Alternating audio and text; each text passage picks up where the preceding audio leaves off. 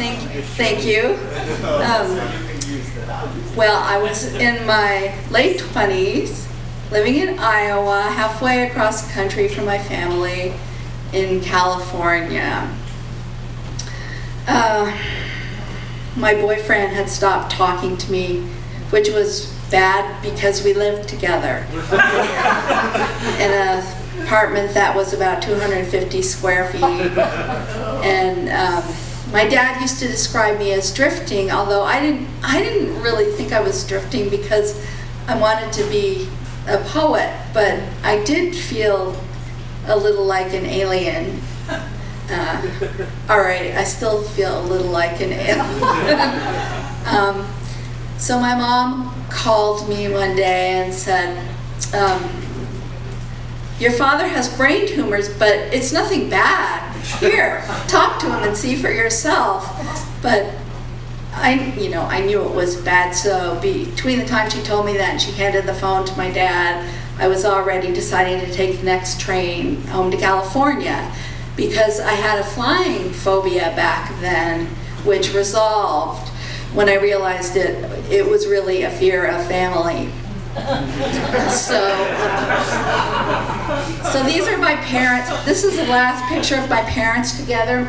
My dad's name was Aubrey, and my mom Helen. And it was about a year before that call, and we didn't know he had cancer, but he probably had cancer at that time. And every time I look at this picture, tonight and last night, every single time, I wish he would open his eyes. So I went home and I stayed 3 weeks that first trip. And my youngest brother, his name is Eric, decided that he wanted to make a bracelet for my dad.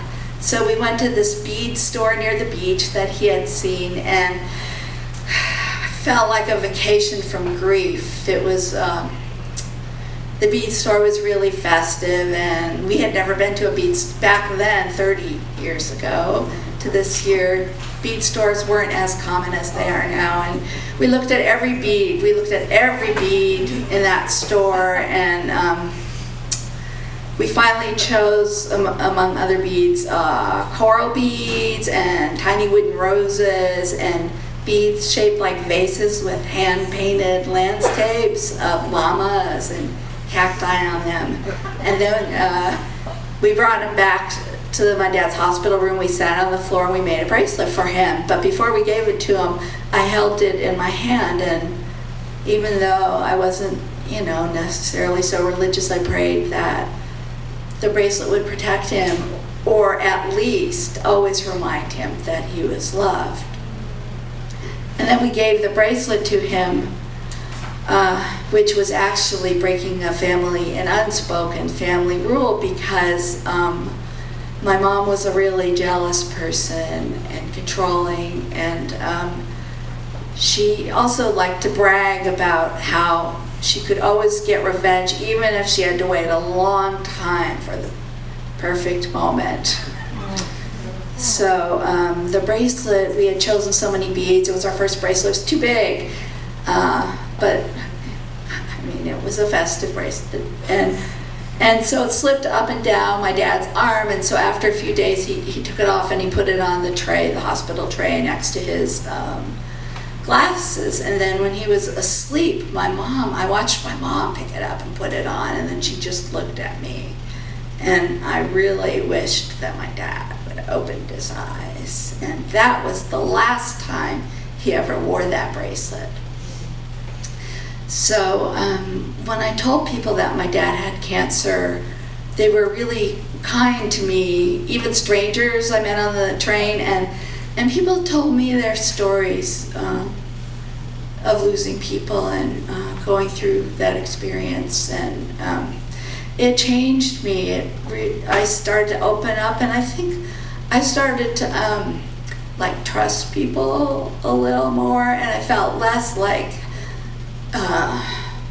I didn't belong in the world. And I wanted an experience like that for my family, so I talked them into going to the support group for people who had cancer and their family members.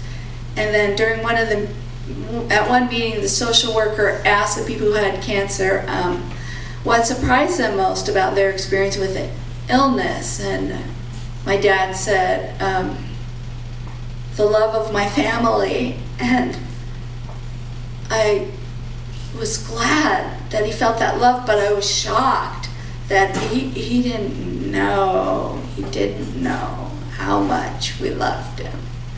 And I really couldn't take in like that sense that I understand better now, and I let myself understand the depth of the loneliness he must have felt in his life. And we saw other people from the support group around the hospital, and I saw a man named Paul alone in a waiting room, and he looked up at me with like this intensity and resignation, and I knew he was acknowledging to me that he knew, despite all that optimistic talk and in the support group, that he knew that his wife would die soon, his wife Barbara. But that gave me the courage to open up, that part of me that knew that my father really knew my father was going to die. And I acknowledged that to him, even though we didn't speak. And that was one of the most intimate moments of my life till then. And that's when I realized what was most important, and that's to make a connection, a heartfelt connection with another person, which, honesty has to be part of it, and vulnerability. And I really was desperate to connect with my father those last 10 months before he died, and I knew he loved me in this way that wasn't, ambivalent or threatening the way my mother's love felt. And I went back and forth between Iowa and California, back and forth. And I usually took the train, but if there was a crisis, I took the plane. And then I'd have to get really drunk in the airport bathroom with alcohol I smuggled in. And TSA was like less strict 30 years ago, so it's cheaper that way to smuggle it into. Airport bars are pretty expensive. But when he was in the hospital, I spent a lot of silent time just holding his hand, and it was hard for other people in my family to be in the room with him, but it was good. And then I told him funny stories, family stories with dogs in them, and I'm not going to tell those now. Anyway, and then on one visit, I asked him how he was, and he said, "Oh, everything's fine." And I'm like, "No, Dad, you don't have to protect me from the truth. I know everything isn't fine." And then he said to me, "I'm dwindling. My life is dwindling." But that, opened up this place where I could tell him that I knew how much I was going to miss him, and how much I loved him. And I told him that I don't have any good reason to believe this, but I do think that after we die, some part of us goes on, and then he started singing to me. He started singing, "We'll meet again, don't know where, don't know when." And so when I was back in Iowa, my mom called me and told me that Barbara had died and everybody in the support group was dying, and that she had seen this man walked into Mark's hospital room. He was there with his wife, and they told her that he was dying. And so she told me she took off the bracelet, Dad's bracelet, and gave it to Mark.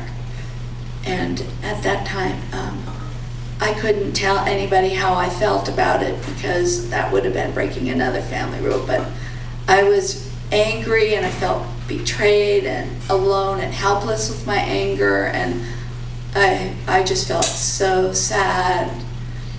And